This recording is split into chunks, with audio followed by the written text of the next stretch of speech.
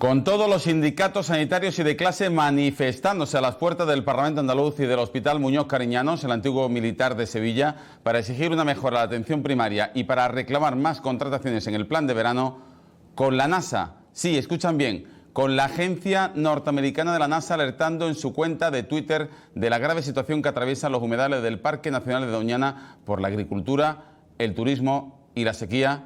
Pues bien, con estas dos denuncias sonando como megáfonos en un oído, el presidente de la Junta ha defendido sin la menor autocrítica su gestión sanitaria y la ampliación de los regadíos en la corona norte de la joya medioambiental de Andalucía. En estos dos asuntos ha descansado Juan Manuel Moreno, su primera intervención en el debate general de Andalucía, en el que han abundado los golpes de pecho para garantizar que no permitirá que Andalucía sufra ataques como una infrafinanciación sanitaria y con vetos y ataques a los frutos rojos y a los agricultores onubenses. Es el titular de portada en un día en el que recibimos precisamente al máximo responsable de un sindicato que hoy ha alzado su voz de protesta, el Sindicato Médico de Andalucía, cuyo nuevo presidente nos visita. Con Rafael Ojeda, naturalmente con todos ustedes y por Andalucía, les hablamos esta noche y siempre con el más rico e inteligente castellano del mundo, el acento andaluz.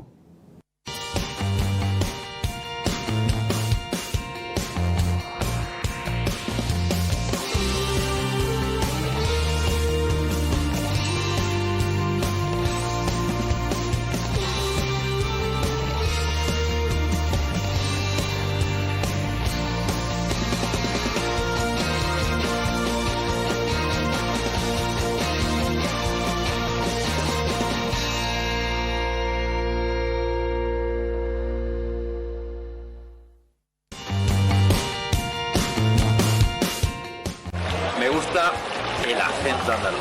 El acento andaluz es una marca propia. Pues me enorgullece muchísimo hablar andaluz. Me gusta el acento andaluz y lo hablo, pero le pongo tilde malagueña. Y a mí me gusta mucho el acento andaluz y me gusta mucho el acento de Cádiz.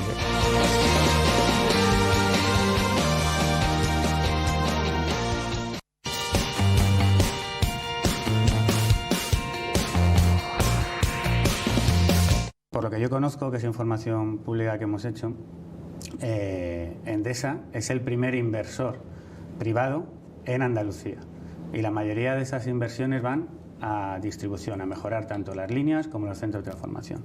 En particular en aquellas zonas donde por motivos exógenos a lo que son las condiciones normales de funcionamiento había un mayor número de incidencias de corte de suministro, hubo un plan el verano pasado donde se instalaron 9 transformadores para mejorar la situación que viene derivada de consumos excepcionalmente altos que no se reflejan con los contratos que hay en esas zonas, potencialmente, como ya hemos comentado otras veces, ligados al fraude de la marihuana. Y en tanto en cuanto no se ataque esa causa raíz, que es la que está generando los problemas de suministro, las medidas que estamos haciendo, entre ellas la mejora de las instalaciones, pues son medidas paliativas.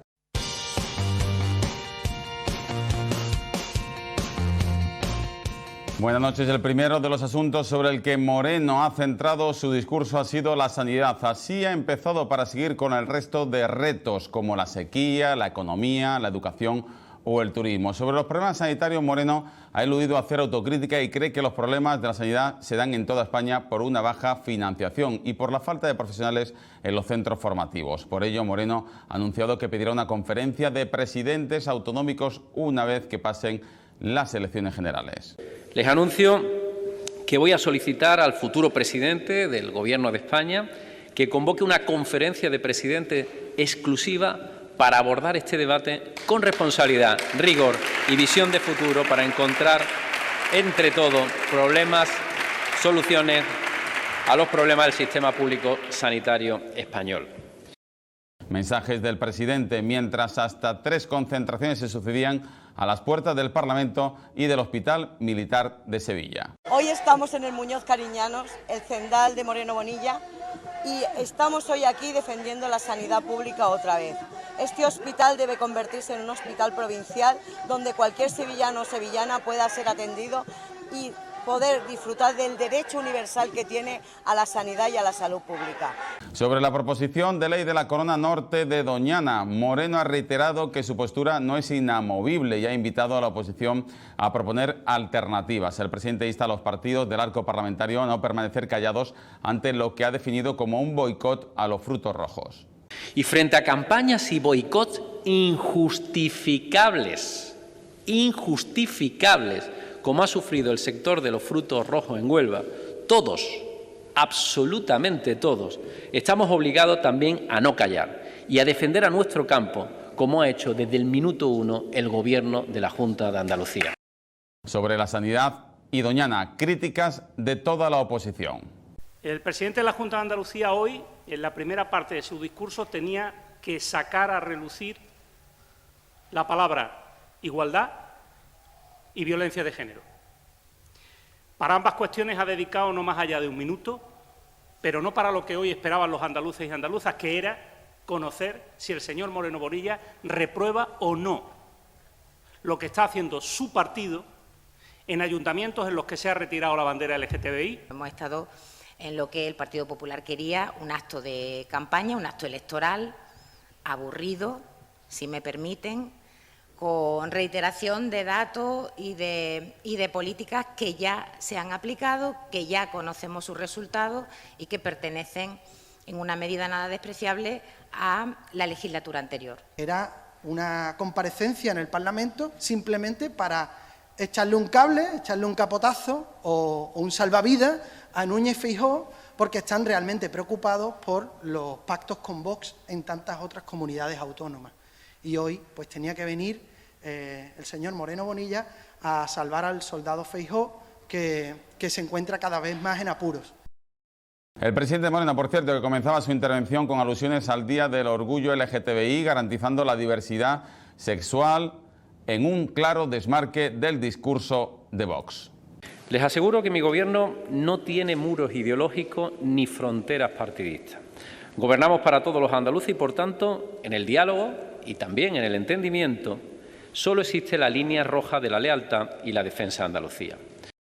Y reafirmaba su lucha contra la violencia de género, aunque hay que recordar que mantiene el teléfono de violencia intrafamiliar, una conquista de Vox la pasada legislatura, porque con ese término niega a la ultraderecha la existencia de la violencia de género. Un pequeño paréntesis sobre este asunto, porque ha lanzado una advertencia directa la fiscal antiodio de la provincia de Málaga. La libertad de expresión, dice, no ampara todos los discursos políticos. Los discursos de odio son también o pueden ser también perseguidos en los partidos y en los dirigentes políticos. Siempre y cuando esas expresiones objetivamente lesionen la dignidad de un colectivo o pongan incluso en peligro la convivencia, no son permisibles y por tanto tendrán que ser sancionadas. Y eso también se hace extensivo a esos discursos que se hacen en el seno de la política, porque por un lado es cierto que hay que facilitar un espacio de libertad para esas ideas, aunque a veces no estemos de acuerdo con ellas, pero también por otro, esos partidos o esos representantes políticos tienen una mayor responsabilidad respecto de la sociedad y respecto de la comunidad a la que sirven, y por tanto también en un momento dado pues esa responsabilidad hará que tengan que responder si ese discurso se aparta de esos límites o de esas normas que deben respetar. Hasta aquí el resumen de la actualidad, que como siempre completamos con una primera pincelada de opinión. La columna del día, los miércoles, la firma con el título El ideal andaluz desde Cádiz, Fernando Santiago.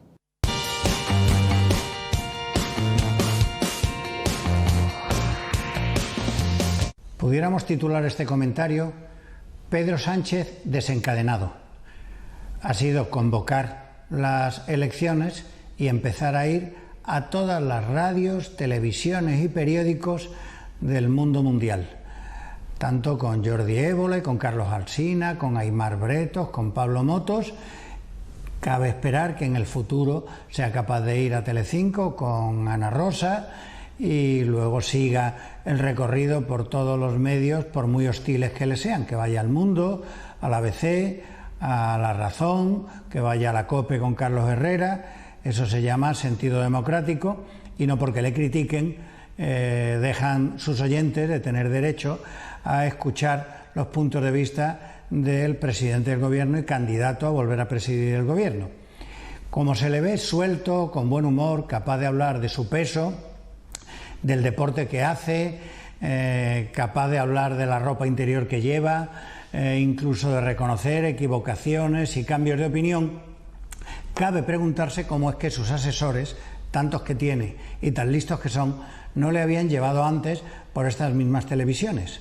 Y cabe preguntarse también si habrá o no habrá debates cara a cara cuando los dirigentes del Partido Popular vean la diferencia ante las cámaras. Eso no quiere decir que sea ni mejor ni peor presidente del gobierno ni que lo vaya a ser en el futuro, sino que cómo se comporta, la telegenia y la desenvoltura con la que hablan uno y otro, en ese aspecto Pedro Sánchez parece mucho mejor que Feijóo. Por eso cabe pensar que igual no hay ni uno ni seis cara a cara. Feijóo no hace nada más que equivocarse, sea con la regla del 2, sea hablando de Extremadura, de Valencia, de lo que sea. En todo caso, en estos momentos a mí siempre me viene a la memoria el final de aquel cuplé de 3 notas musicales que, perdónenme ustedes, decía: no sé si servirán para el fútbol europeo, pero al menos aquí están sirviendo para el cachondeo.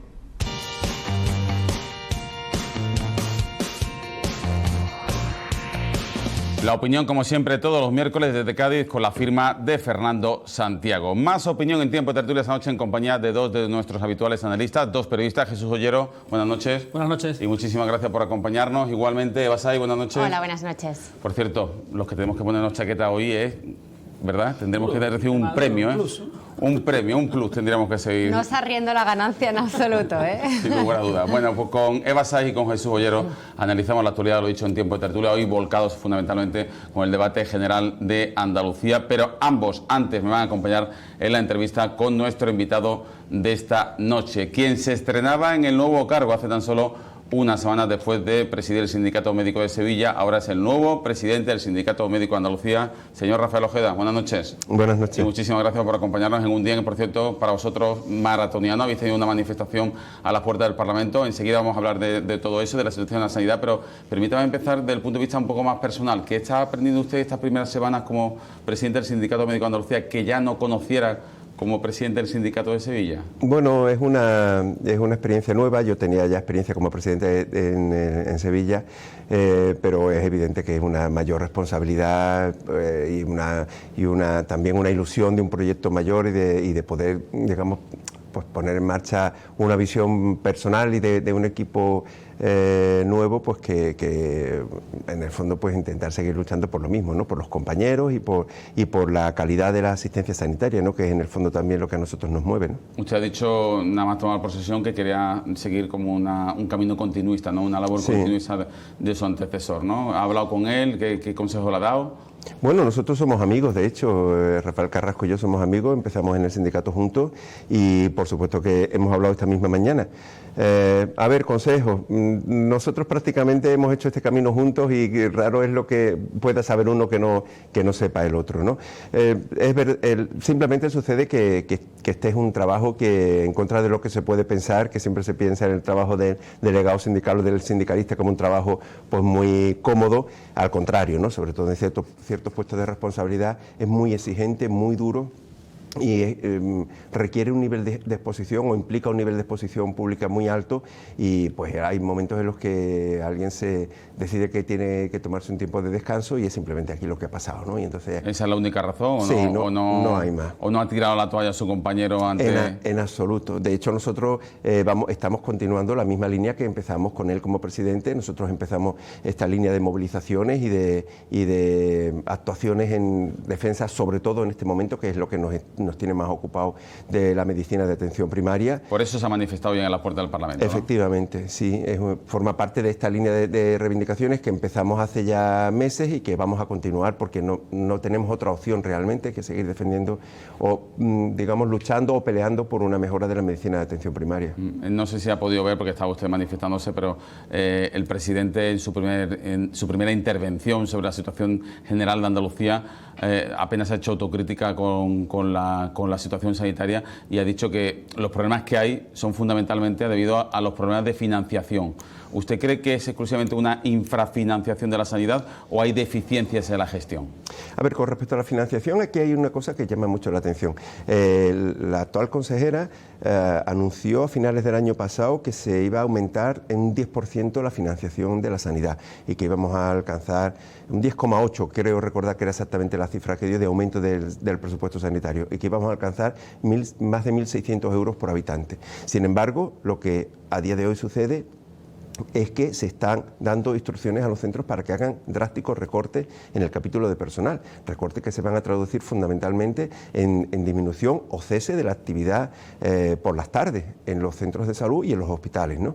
Esto implica un riesgo de aumento de la lista de espera en consultas, en pruebas diagnósticas, en quirófano muy grave. ¿Cómo es posible que hayamos aumentado el presupuesto en esa cuantía y a mediados de año, en junio, estemos hablando de que quizás no podamos recuperar la actividad de tarde a un ritmo normal en todo lo que queda de año?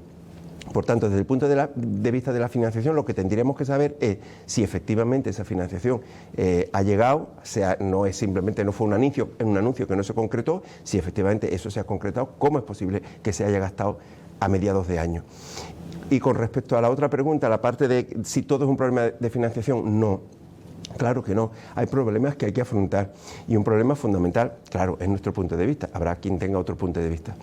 Desde nuestro punto de vista, desde luego, hay un problema con el colectivo médico, con el grupo de los facultativos.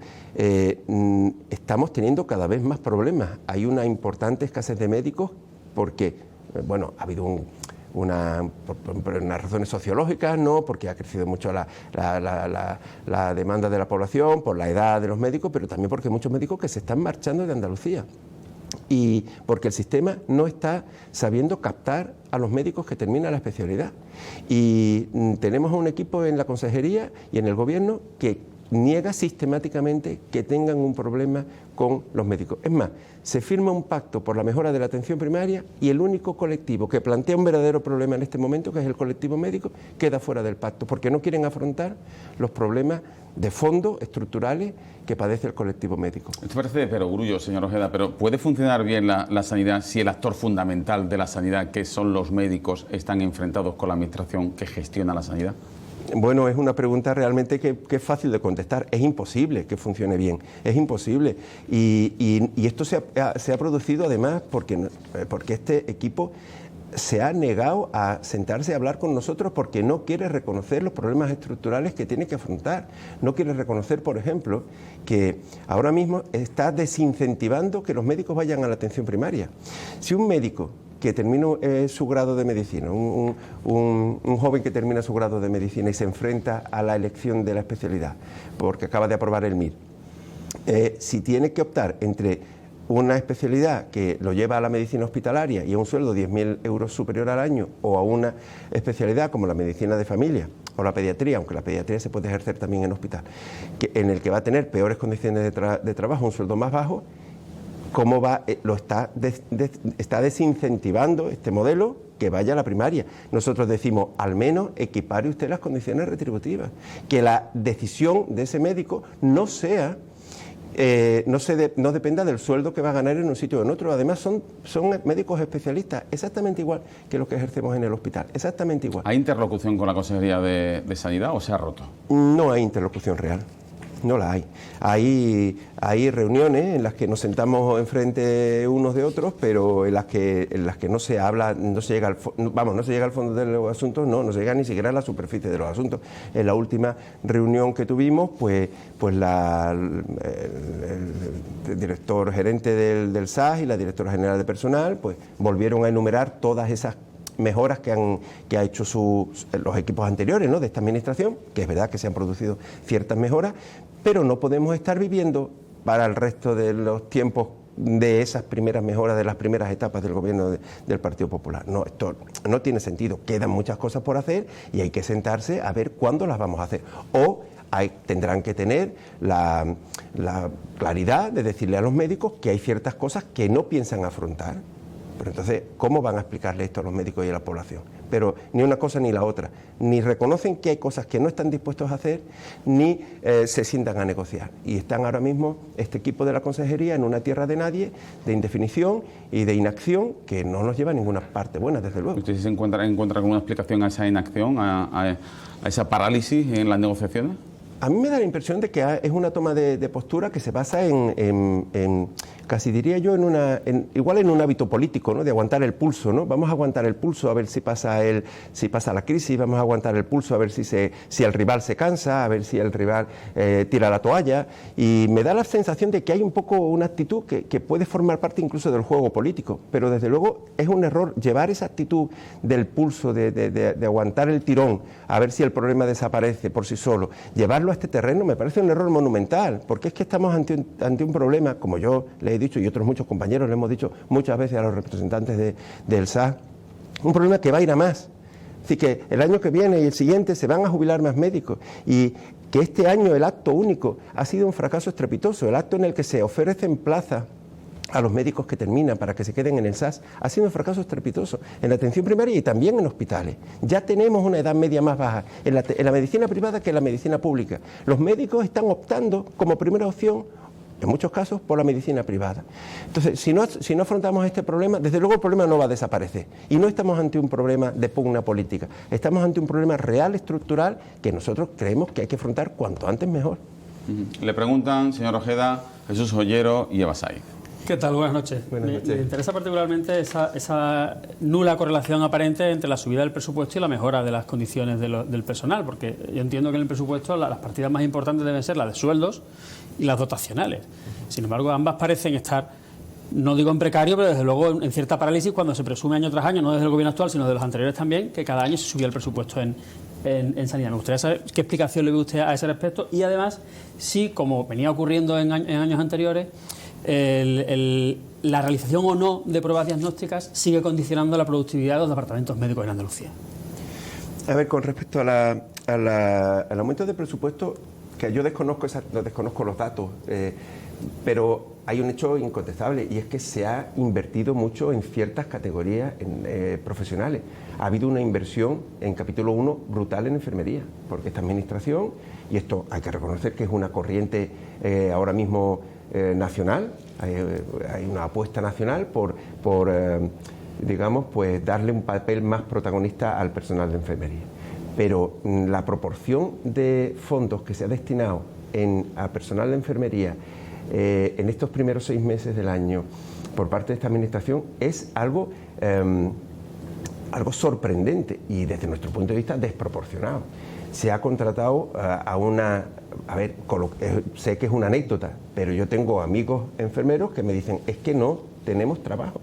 O sea, somos tantos que no tenemos trabajo en el centro de salud, no sabemos qué hacer. Hasta ese punto se ha contratado.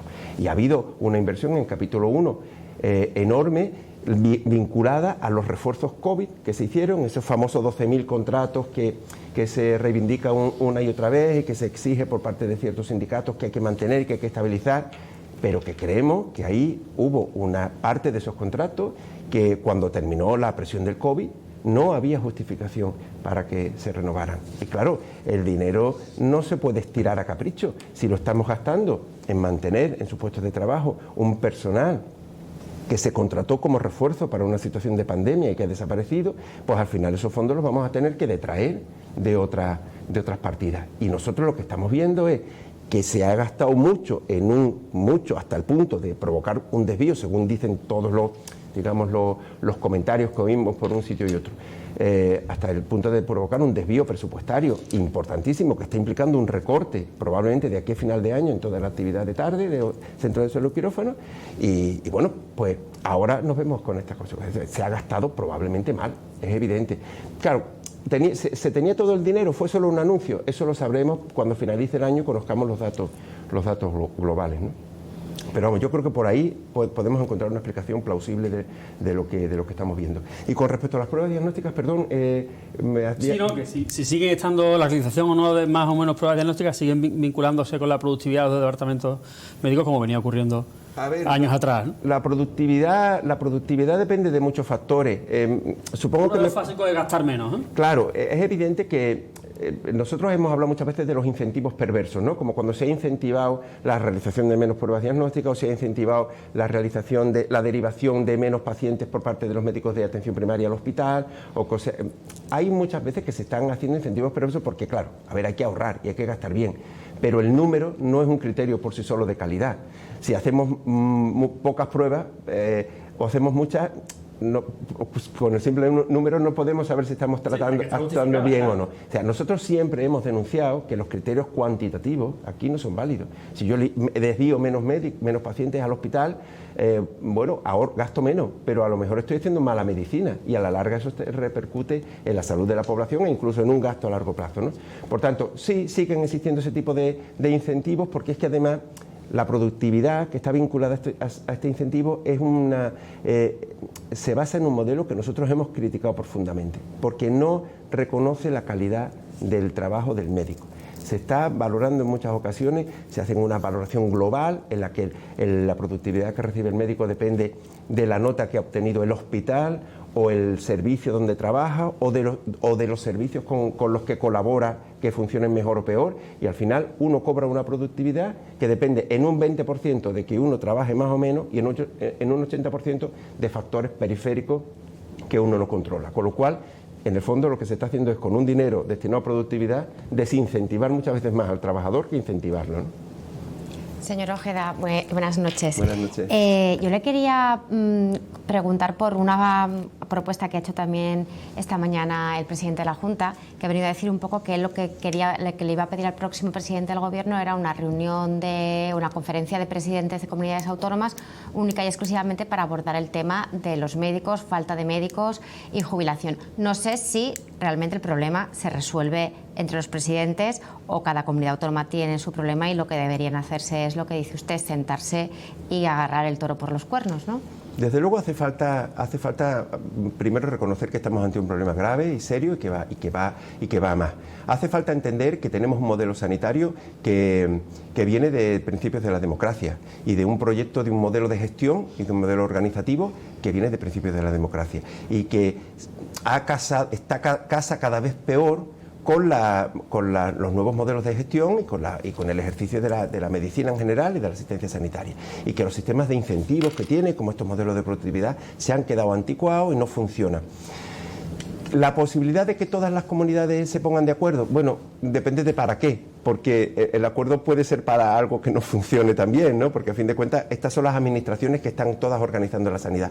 Yo lo que creo, por otra parte también, el acuerdo... es difícil que se pongan de acuerdo cuando la sanidad es un arma política tan potente, cuando todos los consejeros o todos los gobiernos, sea del color político que sean, todos quieren el control de su sanidad, porque la sanidad supone un 30% del presupuesto de cualquier comunidad, ¿no? Y es difícil que un equipo de gobierno de cualquier comunidad y de cualquier signo político renuncie a gestionar por sí solo esa partida presupuestaria tan grande. Por tanto, yo sinceramente no tengo muchas esperanzas en que de una reunión de todas las consejerías, una reunión del Consejo Interterritorial, vaya a salir nada bueno. Bueno, a lo mejor soy muy categórico, vaya a salir una solución definitiva muy clara. Desde luego, sí, pero sí es necesario afrontar el problema y afrontarlo además no solo a nivel político, sino afrontarlo en colaboración con los expertos en gestión, porque es que uno va luego a las reuniones donde hablan los expertos en gestión y todo el mundo coincide en que hace falta cambiar el modelo de gestión. Y hace falta introducir un elemento de autorregulación de los médicos que puedan gestionar su agenda, que puedan gestionar a sus pacientes. Hace falta un modelo de incentivos realista que tenga en cuenta cuál es el trabajo real de cada profesional, y hace falta un modelo menos rígido de contratación, de selección, de progreso profesional. Claro, yo francamente no tengo muchas esperanzas de que del Consejo Interterritorial vaya a salir un proyecto de verdad renovador en ese sentido. Y sobre eso de que decía en las reuniones que había muchas preguntas que no respondían los responsables del SAS, en las reuniones que tuvieron para el acuerdo de atención primaria, ¿les llegaron a explicar por qué motivo introdujeron la atención primaria en la orden de tarificación, porque luego se han dado otras explicaciones de que el presidente de la Junta no tenía conocimiento y que pidió que se eliminaran, pero me consta que a ustedes también les dijeron que por determinadas cuestiones técnicas tenían que incluirla. Al final les llegaron a explicar realmente por qué se introdujo la posibilidad de derivar a pacientes a la privada de la atención primaria. A ver, una explicación oficial yo no he tenido. Una explicación oficial no he tenido. También tengo que decir que aquí se ha hecho bastante demagogia, porque los conciertos con la privada en Andalucía existen desde décadas. Y Andalucía además siempre ha sido una de las comunidades autónomas con un porcentaje de conciertos con la privada mayor. Por tanto, no es una cosa que haya puesto en marcha este gobierno y además no es algo a lo que debamos renunciar. Porque si el sistema sanitario público en un determinado momento está sobrepasado, está sobrecargado y hay una posibilidad de atender a los pacientes derivándolos en un momento coyuntural a la medicina privada, ¿por qué no aprovechar esos recursos, ¿no? Que no debe ser lo prioritario, por supuesto. Que hay que potenciar la sanidad pública, por supuesto. Que la sanidad pública, todos los fondos que se puedan llevar a la sanidad pública, cuanto más mejor. Pero que puntualmente se pueda echar mano de la privada en un sistema de conciertos para hacer frente a un exceso de lista de espera que no se pueda gestionar en la pública. En la pandemia fue inevitable. Por tanto, ha habido demagogia. Con respecto a la tarificación de las consultas de atención primaria, creo que fue una decisión que se explicó mal, porque pretendía, como después creo que ha intentado explicar con cierta torpeza esta administración, pretendía regular, evitar abusos en caso de que hubiera que echar mano de la privada en momentos de crisis, como después se ha intentado explicar, de crisis sanitaria. Bueno, creo que se ha explicado mal. Lo que sí es verdad, desde luego, es que no puede entenderse que estemos tasando una consulta de atención primaria a 65 euros, que es verdad que no va todo para el médico, pero que son 65 euros por consulta, y al mismo tiempo se le esté negando, se le estén restringiendo a los médicos de atención primaria que tenían por la mañana consultas, agendas de 50, 60, 70 pacientes y más por consulta, y se le esté diciendo que no podemos pagar una continuidad asistencial que son 200 euros brutos. Y estoy planteando concertar con la privada a 65 euros por consulta.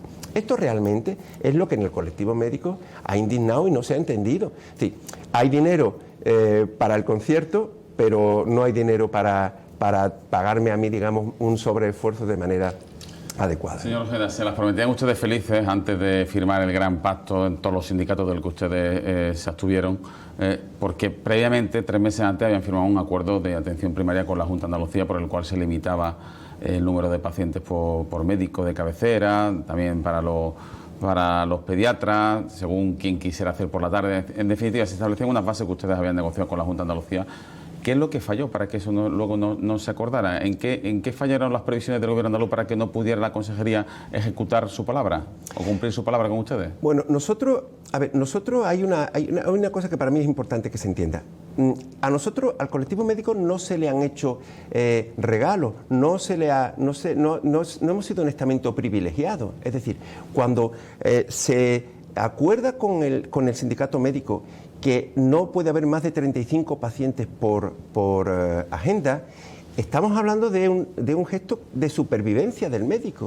O sea, que estábamos teniendo médicos que estaban yéndose a trabajar, yéndose a su casa a las 4 o las 5 de la tarde porque tenían 70 y 80 pacientes por agenda, por consulta todos los días.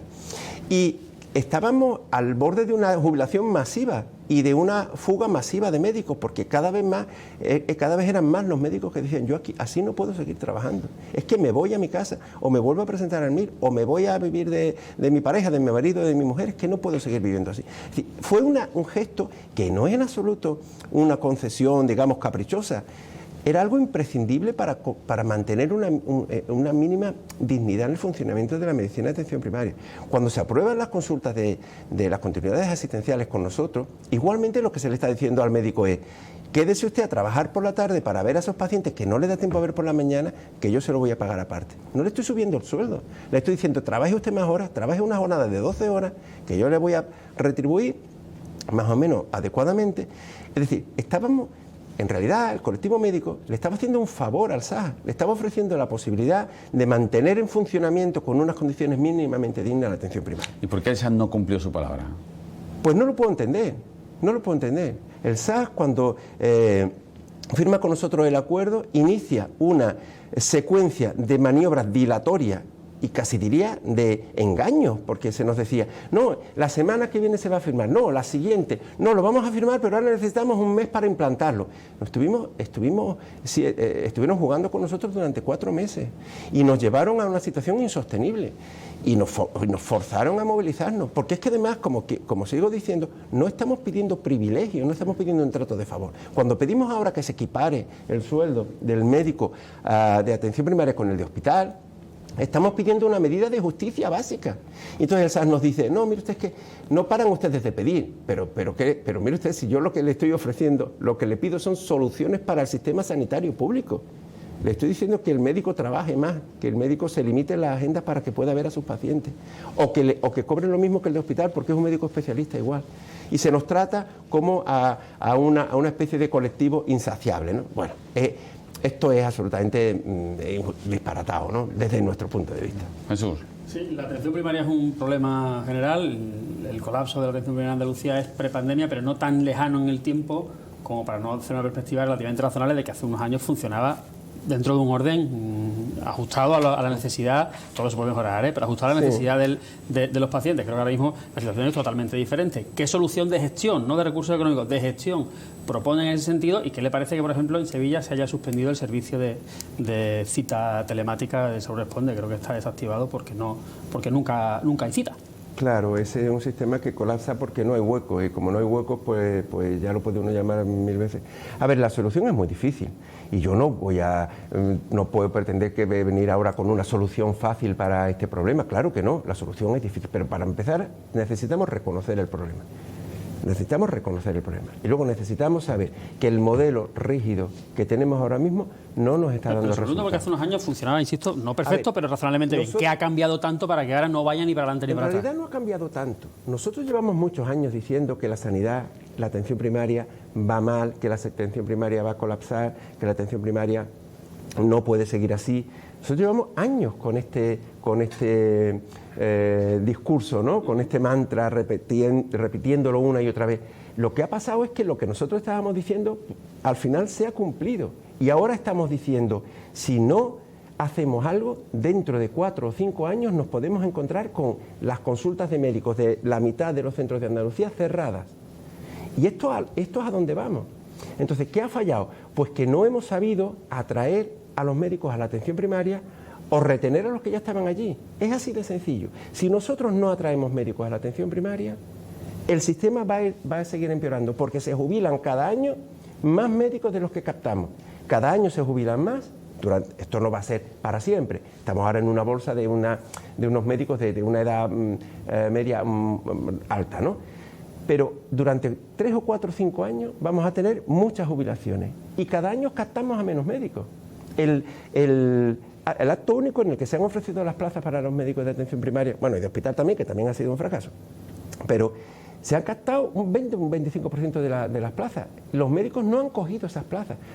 Entre otras cosas, fíjese, porque se estaban ofreciendo contratos de 3 meses, o sea, de 3 meses y de 1 mes, y contratos a tiempo parcial, y médicos que terminaban el contrato coincidiendo ahora con este periodo y no se les ha renovado porque no había dinero.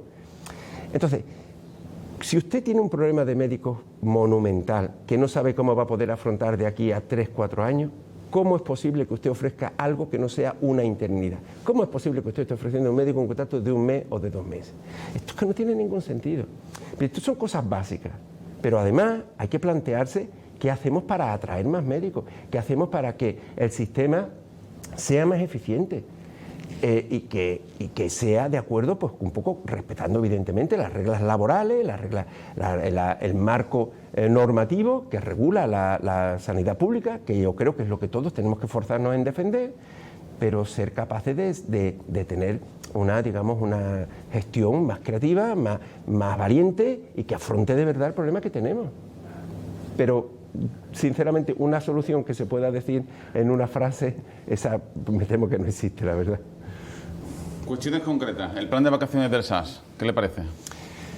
Pues voy a parecer excesivamente pesimista, pero no nos gusta nada, la verdad. El plan de vacaciones del SAS, mire, por ejemplo, una cosa que llama mucho la atención. Las cifras que ofrece el SAS no significan nada. Si yo digo que voy a hacer 37.500 no sé cuántas contrataciones, no estoy diciendo nada, porque no estoy diciendo a qué personal voy a contratar.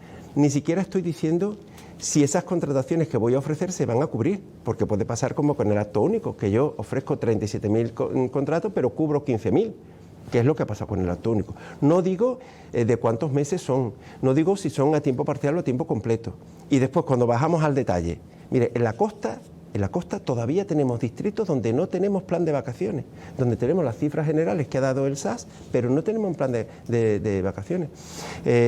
Tenemos, cuando preguntamos en algunas provincias también de costas, no, ya van viniendo, ya veréis ya si van a llegar. O sea, una falta de rigor, una falta de seriedad. Y en términos generales, una falta de cobertura de las vacaciones de los facultativos enorme.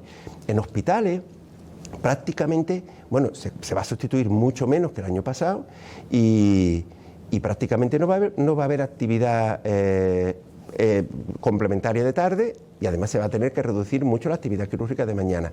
La lista de espera, que ya está disparada, cuando llegue septiembre va a tener una cifra, va a ser imposible de controlar esa lista de espera, porque ya estamos fuera completamente de control. Entonces, mal, ¿qué le puedo decir? ¿Y qué me dice del Hospital Muñoz Cariñano? Bueno, pues que... Un hospital, un anexo a la Virgen del Rocío. Ese hospital, desde luego, para empezar, nosotros siempre pensamos que debía haber sido un hospital con un equipo de gestión independiente, un hospital con autonomía propia y una plantilla propia. Con fines de ahorro, pues se decidió adscribir al Hospital Muñoz Cariñano, que es un hospital razonablemente grande, a un hospital mucho mayor, y bueno, haciéndolo depender de la gestión de un equipo directivo que ya está francamente sobrepasado, en mi opinión, porque es que es imposible gestionar un macro hospital de las dimensiones de Virgen del Rocío, y además que esto se hace no por razones funcionales, no porque se crea que así va a funcionar mejor, sino porque así vamos a ahorrar plantilla y vamos a ahorrar personal. Y ahora, pues, como consecuencia de eso, pues se cierra por la misma medida, se cierra por medidas de ahorro. A mí me da pena porque es un gran hospital, es un buen hospital con magníficos profesionales, y creo que Sevilla se merecería que ese hospital se quedara en funcionamiento, porque esas camas hacen falta. ¿Se está privatizando la sanidad pública andaluza? Yo no tengo esa impresión, sinceramente. Yo no tengo la impresión de que se esté privatizando. Yo creo que siempre ha habido, desde que yo soy médico y desde que conozco más o menos estas cuestiones, creo que siempre ha habido una tensión entre la sanidad privada y la pública. Y creo que todos los políticos y todos los gestores han tenido tarde o temprano la tentación de externalizar servicios. Esto es una cosa que pasaba con la administración anterior socialista y que sigue pasando ahora con la administración popular. Y seguramente en España, si no fuera por el apoyo masivo que tiene la sanidad pública por parte de la población y de los profesionales, si hubiera dependido solo de los políticos, la sanidad ya estaría privatizada. Entonces creo que eso es una amenaza real. Creo que debemos estar todos muy atentos y reivindicar, tanto los profesionales como las organizaciones sindicales, como las organizaciones profesionales, todos debemos reivindicar que la sanidad pública española y andaluza es un bien, es un tesoro que tenemos que proteger, pero creo que esa tensión a ahorrar, a limitar el gasto externalizando servicios, es una tensión que ha existido siempre y que va a seguir existiendo. ¿Y usted cree que esa práctica anticipa lo peor? Yo creo que simplemente que es una amenaza que no va a desaparecer, y que creo que tenemos que cuanto más claros seamos todos, cada uno desde nuestra posición, como población, como agente social, como sindicato, como organización científica, como organización profesional, cuanto más claros seamos en nuestra defensa de la sanidad pública, mejor, ¿no? Esa es mi idea. Pero no pensemos que va a haber una panacea. Ningún partido de ningún color político, ninguna administración nos va a garantizar que ese riesgo va a desaparecer.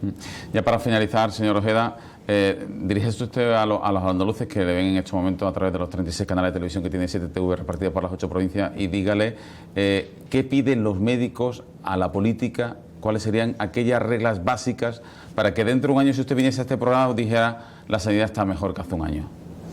Bueno, muy difícil, ¿no? No sabría, es muy difícil. A mí me propone un ejercicio realmente, un reto realmente difícil. No, imagínese que la consejera le cita mañana y le diga, a ver, señor Ojeda, dígame 3 cosas que tengamos que hacer de inmediato para que esto empiece a funcionar. Yo pienso que este equipo necesita reconocer que tiene un problema específico con la gestión de la medicina dentro del sistema público. Tiene que tomarse en serio el problema de gestión de la actividad médica dentro del sistema público. Es un error incluir en un pacto general que incluye a todas las categorías, a todos los problemas, a todas las diferentes sensibilidades de los diferentes sindicatos.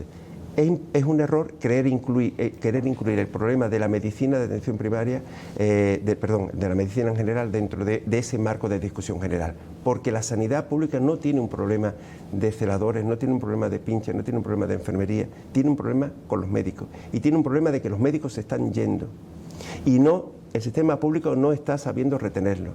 Y dentro de 15 años vamos a tener una sanidad pública mejor o peor financiada, pero en el que no haya médicos suficientes. Y así no se va a poder prestar una atención adecuada a la población. Y este sistema necesita sentarnos todos y decir qué está pasando con la medicina dentro del sistema público y cómo lo podemos solucionar. Rafael Ojeda, presidente del Sindicato Médico de Andalucía. Lo dicho, muchísimas gracias por acompañarnos en un día muy complicado para ustedes, en el que se han manifestado a las puertas del Parlamento andaluz. Buenas noches y mucha suerte, que será evidentemente la suerte de todos los andaluces. Muchísimas gracias, encantado. Despedimos al presidente del Sindicato Médico de Andalucía y en tan solo 5 minutos analizamos la actualidad en compañía esta noche de Eva Saiz y Jesús Ollero, aquí en Acento Andaluz.